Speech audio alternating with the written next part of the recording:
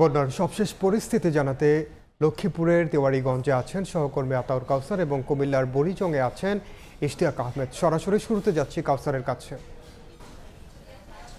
আমি এই মুহূর্তে আছি লক্ষ্মীপুর জেলার সদর উপজেলার মান্দারি ইউনিয়নের ওয়াবদা বেড়িবাঁধের উপরে। হ্যাঁ, আসলে আমি বেড়িবাঁধের উপরেই আছি, কারণ আমার পেছনে যে জায়গাটি আপনারা দেখতে পাচ্ছেন এটি বেড়িবাঁধের বাকি অংশ। আর এই বেড়িবাঁধটি ভেঙেছে এবার এই বন্যা শুরু হওয়ার পরে। আর বেড়িবাঁধ বাঁধার অন্যতম যে কারণ, সেই বেড়িবাঁধ ভেঙেছে অন্যতম যে কারণে সেটি হচ্ছে এখানে একটি সুইচ গেট আছে, যেটি হচ্ছে এখানকার তেয়ারীগঞ্জ বাজারের উত্তর দিকে অবস্থিত একটি সুইচ গেট।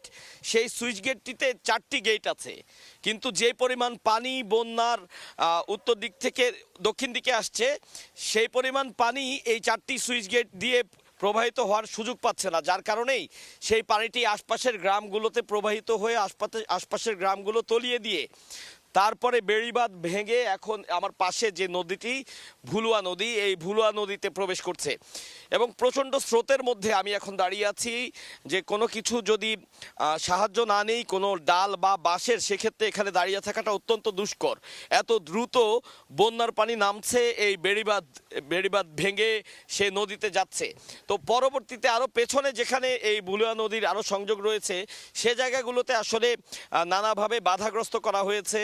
যে বিষয়টি আমরা গত কয়েকদিন দেখেছি, সেই বাধাগ্রস্ত হওয়ার কারণে পানি কিন্তু ঠিকভাবে প্রবাহিত হতে পারছে না।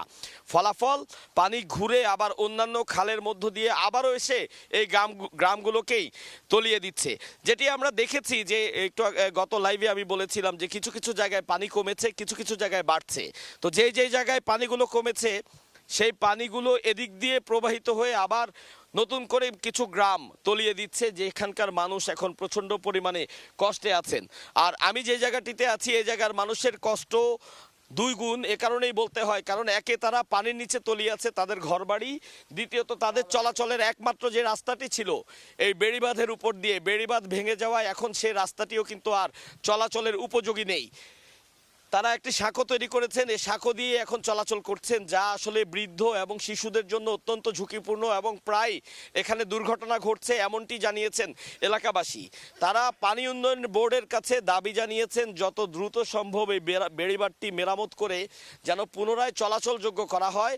এবং একই সাথে এখানে যে সুইচ গেটটি আছে, সেই সুইচ গেটে এখন 4টি গেট আছে। তারা দাবি করেছেন যে সুইচ গেটটি আরও চওড়া করে 8টি গেট করতে, যাতে ভবিষ্যতে এ ধরনের কোনো পরিস্থিতি তৈরি হলে সহজেই সে পানিগুলো বের হয়ে যেতে পারে। এবং পুরো পানি প্রবাহের যে পথটি, সেটাও যেন প্রবাহিত করার পথটি যেন পরিষ্কার থাকে, যাতে পানি একেবারে এই ভুলুয়া নদী দিয়ে গিয়ে মেঘনা নদীতে পড়তে পারে। এবং এই বিষয়টি গতকালকেও আমি লাইভে বলেছিলাম যে আশপাশের যে বিস্তীর্ণ এলাকা পানির নিচে তলিয়ে গেছে, তার কারণে কিন্তু মানুষের জীবন জীবিকায় একটা বড় ধরনের ধাক্কা এসেছে। একে তো বন্যায় পানির নিচে তারা তলিয়ে গেছেন, দ্বিতীয়ত তাদের জীবন জীবিকায় একটি বড় ধরনের ধাক্কা তারা খেয়েছেন। তো কাজেই তারা ভবিষ্যতের জন্য সচেতন হতেই এবং ভবিষ্যতের নিরাপত্তার জন্য এই নদীগুলো পরিষ্কার রাখার জন্য তারা আবেদন জানিয়েছেন পানি উন্নয়ন বোর্ড সহ সরকারের সকল সংশ্লিষ্টদের কাছে। তো আমাদের আরেকজন সহকর্মী আছেন ফেনীতে, ইশতিয়াক আহমেদ, যিনি সেখানকার বন্যা পরিস্থিতি আমাদের জানাবেন। সরাসরি চলে যেতে চাই তার কাছে। এই মুহূর্তে দাঁড়িয়ে আছি কুমিল্লা বুড়িচং উপজেলার রামনগর পূর্ব পূর্ব হুরা নামে একটি গ্রামে, একটা প্রত্যন্ত অঞ্চল গ্রাম একেবারে বলা যায়। সেখানে যে বর্তমান যে পরিস্থিতি, অর্থাৎ গোমতী নদী বাঁধ ভাঙার পরও আজকে 8 দিন পরও এখানে কোমর অবধি পানি রয়েছে। আমি যদি একটু দেখাতে চেষ্টা করি যে এখানকার যে চিত্র, অর্থাৎ এখানে যে বাড়িঘরগুলো রয়েছে সেগুলো কিন্তু বেশিরভাগ বাড়িঘরগুলোতে পানি প্রবেশ করেছে, বেশিরভাগ বাড়িঘর তলিয়ে গিয়েছে। এবং বিশেষ করে এখানে যারা বসবাস করে তারা কিন্তু নিম্ন আয়ের নিম্ন শ্রেণীর লোকজন, নিম্ন আয়ের শ্রেণীর লোকজন, তারা কিন্তু এখানে বিশেষ করে কৃষির উপর তারা নির্ভরশীল এবং বিশেষ করে মাছের বিভিন্ন প্রজেক্ট করে তারা কিন্তু এখানে জীবন জীবিকা নির্বাহ করে। আমরা দেখেছি এখানে বেশ কিছু ঘর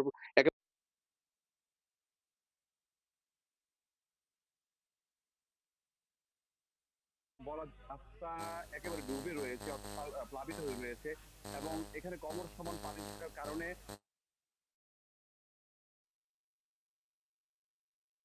রয়েছে অর্থাৎ প্লাবিত হয়ে রয়েছে এবং এখানে কমর সমান পানি থাকার কারণে আমরা দেখেছি যে এখানে যোগাযোগ ব্যবস্থা খুব বিচ্ছিন্ন অবস্থায় রয়েছে এবং সেখানে মানুষ নৌকা ছাড়া যোগাযোগ করা সম্ভব না হলেও তারা কিন্তু একেবারে কমর সমান পানি হেঁটে তারা কিন্তু ঘর থেকে বের হয়ে বাজারে বা অন্য কোথাও জায়গায় যাচ্ছে।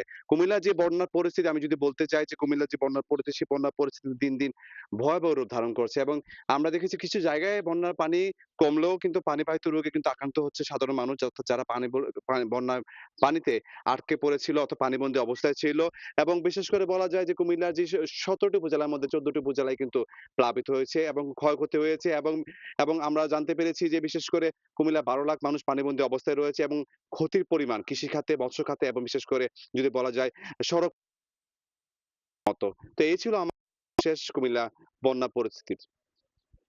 সরাসরি যুক্ত ছিলাম কুমিল্লা এবং লক্ষ্মীপুরে।